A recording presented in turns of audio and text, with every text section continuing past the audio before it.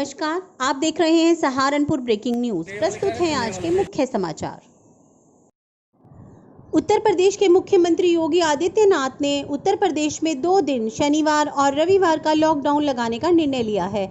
इसी के चलते आज पूरे शहर की सड़कें सुनसान रही और दुकानें बंद रही।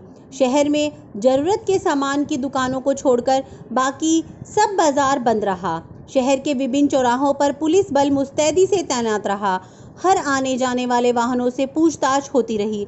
अनावश्यक रूप से घूम रहे लोगों के खिलाफ चालान संबंधी कार्रवाई भी की गई।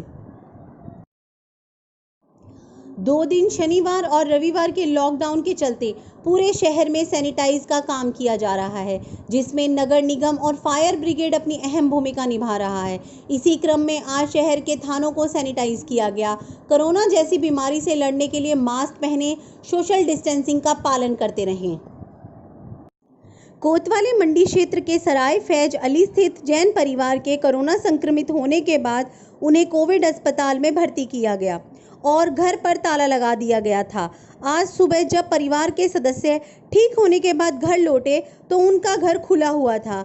घर के अंदर जाने पर देखा कि घर का कुछ सामान गायब था। परिवार के सदस्यों ने बताया कि क्या क्या नुकसान हुआ, इसका पता लगाया जा रहा है। घर की महिलाएं आने पर ही असली नुकसान का पता लग पाएगा। जी बताइए, क्या मामला हुआ? ये लोग हमारे परिवार के लोग हैं, सराय फैज अली एरिया के लोग हैं, जैन फैमिली है। इस परिवार में से 5 लोग पॉजिटिव आ गए थे। 6 बच्चे, एक छोटा बच्चा था, उसको भी लोकल यूनिवर्सिटी ले गए थे इलाज के लिए।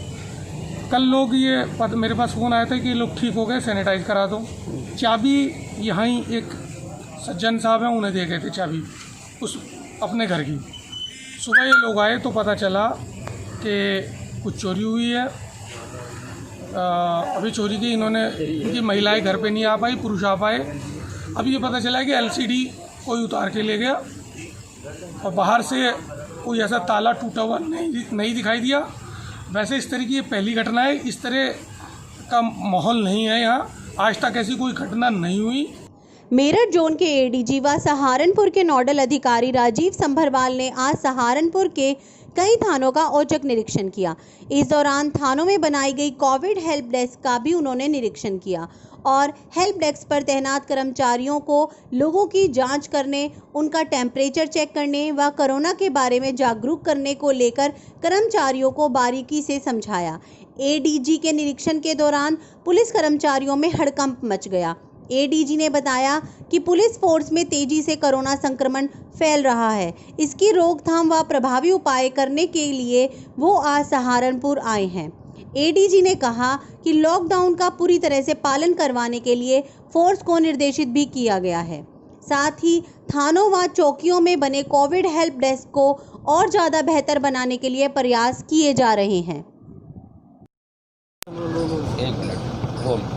जी AD साहब, आज सहारनपुर में आपने 2 थानों का निरीक्षण किया है। क्या सर विशेष रहा सहारनपुर के अंदर आज आप आने का मकसद? देखिए, मेन उद्देश्य शासन के जो निर्देश हैं कोविड लॉकडाउन के अनुपालन के संबंध में, अब क्योंकि अनलॉक हो चुका है और कई सारी गतिविधियां अलाउ कर दी गई हैं, इसलिए ये आवश्यक है कि जो संक्रमण को रोकने के लिए, फोर्स में संक्रमण को रोकने के लिए और पब्लिक को भी जागरूक करने के लिए, ताकि संक्रमण ना फैले, इसके लिए कुछ शासन के निर्देश हैं जिसका एनफोर्समेंट पुलिस द्वारा कराया जाना है। एक तो उसके बारे में जानकारी लेना था कि क्या वाकई फोर्स को उतना ब्रीफिंग है और वो किस तरह से कार्य कर रही है। इसके अतिरिक्त हमारे थानों में, हमारी चौकियों में और हमारी पुलिस लाइन में किस तरह की व्यवस्था की गई है जिससे कि फोर्स में संक्रमण ना फैले।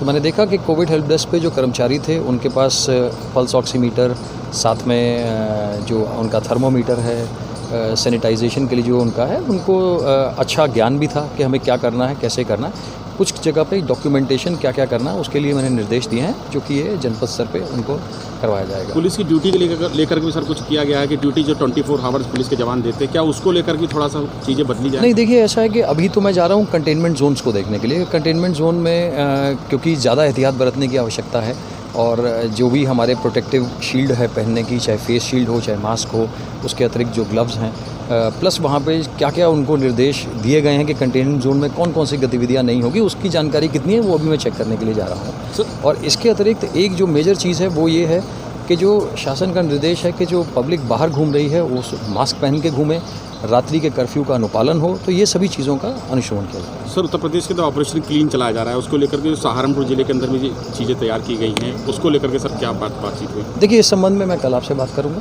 क्योंकि अभी मेरा काफ़ी कुछ करना बाकी है, तो कल इसके संदर्भ में हम आपसे बात करेंगे। Thank you sir, thank you so much.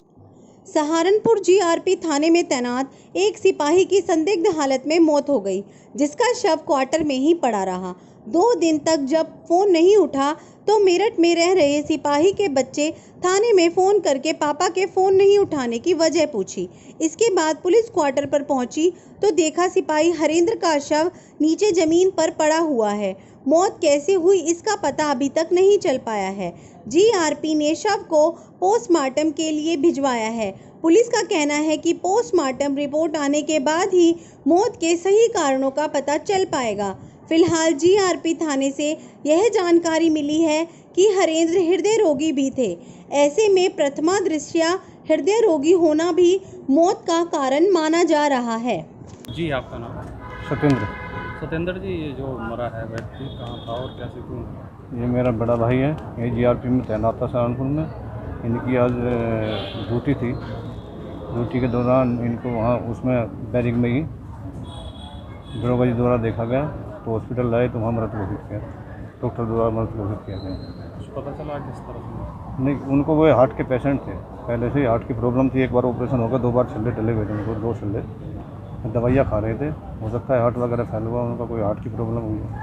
कब से कब तैनात थे यहाँ पर, मतलब कितना समय हो गया इनको सहारनपुर में जीआरपी में काम करते हुए? जीआरपी में शायद लगभग 3 वर्ष हो गए इनको। जीआरपी में पहले वहाँ पर रहे हैं, शाहजहाँपुर रहे हैं, शाहजहाँपुर से रहने वाले कहाँ के, कौन सा गाँव? ये गांव सिरसलगढ़ है, थाना बिनौली, जनपद बागपत में है, रहने वाले हैं। लगभग उम्र कितनी होगी? 52 ईयर्स। सावन की शिवरात्रि को लेकर श्रद्धालुओं में खासा उत्साह देखने को मिल रहा है। कोविड-19 के चलते मंदिर प्रबंधन ने सुरक्षा और साफ सफाई के विशेष प्रबंध किए हैं। शासन प्रशासन के अनुरोध पर मंदिर कमेटी के द्वारा श्रद्धालुओं को जलाभिषेक करने से पहले खुद को सैनिटाइज करना पड़ेगा, सोशल डिस्टेंसिंग का पालन करना होगा और साथ ही मंदिर में प्रवेश करने से पूर्व मास्क पहनना भी जरूरी होगा। हर वर्ष की भांति इस वर्ष सावन शिवरात्रि पर श्रद्धालुओं का तांता बेशक नहीं देखने को मिलेगा, क्योंकि मंदिर में एक समय में 5 श्रद्धालु ही जलाभिषेक कर पाएंगे।